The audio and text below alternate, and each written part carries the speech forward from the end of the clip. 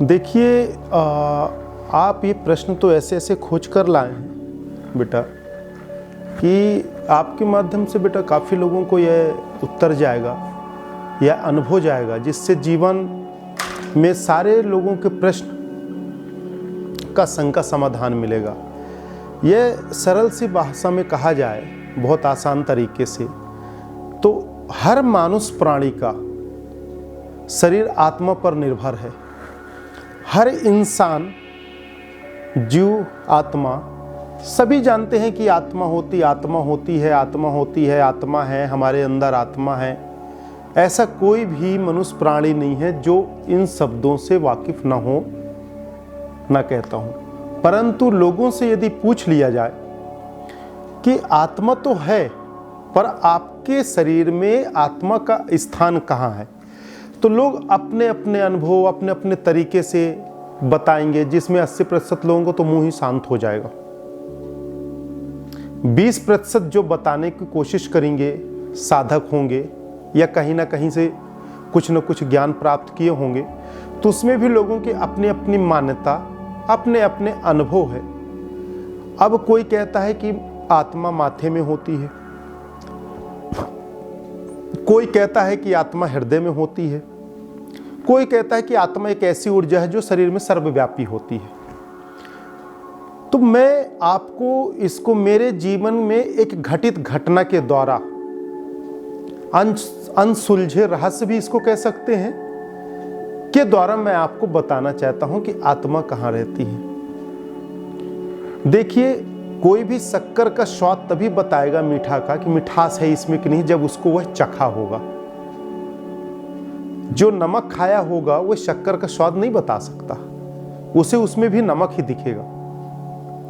जो शक्कर खाया होगा, मीठा खाया होगा, तो उसे सब में मिठास दिखेगा। जो संगत वाला होगा तो लोगों की बुराइयों में भी अच्छाइयां देखेगा, और जो अच्छाई वाला होगा तो उसको हर एक में अच्छाई दिखेगी। तो अपने अपने जीवन, परिवेश, संस्कार, सत्संग, हम कैसे वातावरण में रहते हैं, हम कैसे सराउंडिंग में रहते हैं, कैसा ओरा हमारे आसपास है, यह भी इन सब प्रश्नों के पीछे एक महत्वपूर्ण भूमिका है उसकी। देखिए, आत्मा लोगों की अलग अलग मान्यता है, मुझे तो नहीं पता किसकी क्या मान्यता है, पर मैं एक प्रत्यक्ष, कहते हैं ना कि यदि मेरे से तैरते आता है तो मैं 1 लाख के बीच में भी तैर कर दिखा सकता हूं और एक अकेले में भी तैर कर दिखा सकता हूं, क्योंकि यह मेरे लाइफ का प्रैक्टिकल है।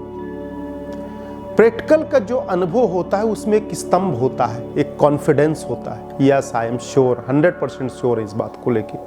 जैसे अभी आपसे मैं कहूं कि बेटा मोटरसाइकिल से चलो, और आपके बगल में बैठे हुए साधक से बोलूं कि मोटरसाइकिल से चलो, तो यदि उससे चलाते नहीं बनती और उसने मेरे को प्रेजेंट कर दिया है कि हाँ मैं चला लेता हूं, और 22 दफे मैं कह दिया कि बेटा मेरे को मोटरसाइकिल में लेके चलो, तो वह क्या होगा, झिझक जाएगा 2 पल के लिए, स्तब्ध हो जाएगा कि अरे मैं क्या करूं। पर यदि बनती है तो बोलेगा हाँ हाँ गुरुदेव आप बैठिए, मैं आपको मोटरसाइकिल में लेके चलता हूं, और जहां जाना होगा तो उस मंजिल तक वह लेकर चल देगा।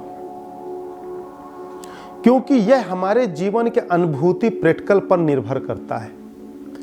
ठीक इसी प्रकार मेरे जीवन की कुछ घटित घटनाएं हैं, या ईश्वर की कृपा है, या मेरे पुनर्जन्म या इस जन्म की कर्म है, कि मैंने जो जीवन में आत्मा को अनुभव किया। मेरी आयु बहुत छोटी थी। हर महापुरुष, हर संत महात्माओं को जीवन में कुछ न कुछ ऐसा अनुभव हुआ, जिस अनुभव के कारण वह एक ईश्वर मार्ग या सत्य मार्ग में चलने की कोशिश किए, या चलने की प्रेरणा मिली, और उस मार्ग के माध्यम से लोगों को संदेश देते हैं। हर संदेश के पीछे उनके जीवन का एक अनुभव है। अनुभव यदि है तो आप दुनिया में चल सकते हैं, अनुभव नहीं है तो आप, कहना चाहिए, किताबी ज्ञान से जीवन में अधूरे ही रहेंगे। और अधूरा ज्ञान, पूर्ण ज्ञान तो छोड़िए, मूर्ख से भी कष्टदायक होता है, क्योंकि वह ना यहाँ का ना वहाँ का, न वह स्पष्टीकरण दे सकता और न वह पूर्ण ज्ञान की अनुभूति करा सकता। तो अधूरा ज्ञान ज़्यादा नुकसानदेह होता है।